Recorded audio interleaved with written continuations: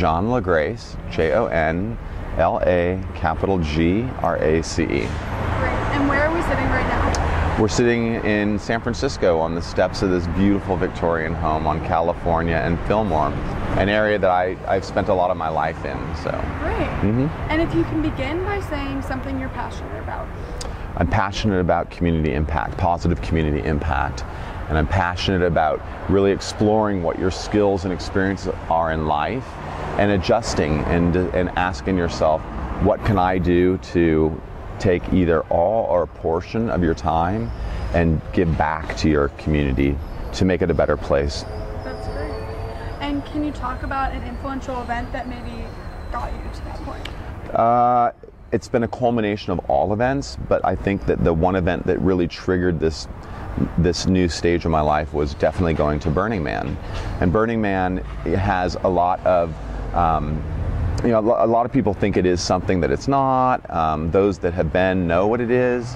I think for an organization that's been able to flourish and grow over 25 years, it's really a place for people to explore what it means to be creative in this world and explore what it means to build community in some very traditional ways and some in new ways. Art certainly spawns community, building large-scale art, but also the way that people come together to build camps and survive in a place like the desert really help them form community. And so there's been these triggering experiences at Burning Man for people that are now looking at how we live our lives and what that means. And so for me, it was that as well, a new place to explore and explore how communities can develop and the impact that you can have in that.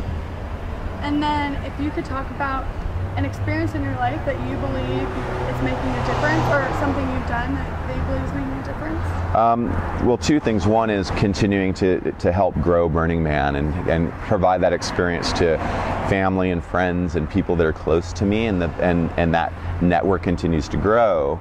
But the second is I've been really involved in what's called TED, which is also a 25-year-old organization that is inspiring communities to share ideas amongst each other, with the idea that collaborative sharing can help us with breakthrough experiences. And so I've been developing TEDx, which are independently organized programs now, and this is I'll be doing my third one this year, which is a youth organized and a youth-inspired TEDx program. That's great. Yeah. And if you could talk about a strength, a character strength that has carried you through some of those? Hope. Hope is something that is this, singular light in all the darkness. So many of my things that have happened in my life, good, but mainly bad, because it's really sort of the times where fear is really gripping you, or doubt is really gripping you, or pain is really gripping you. The one thing that I think helps us persevere is having hope. Hope in all the dark. It's like a candlelight in the darkness. And so that's been for me, knowing that there's hope, that that there is that flickering light somewhere in that darkness has really sustained me through some of those times. And my final question is, do you have a piece of advice that you like to live by, maybe a quote or anything like that? Really, it's something very simple, and it's the golden rule. If you can literally live every day by doing for others what you would want them to do to you, then I think that you can rest your head pretty easy at night. I don't think life has to be complex. I think we make it complex. So I just try to simply just do for others what I would want others to do for me.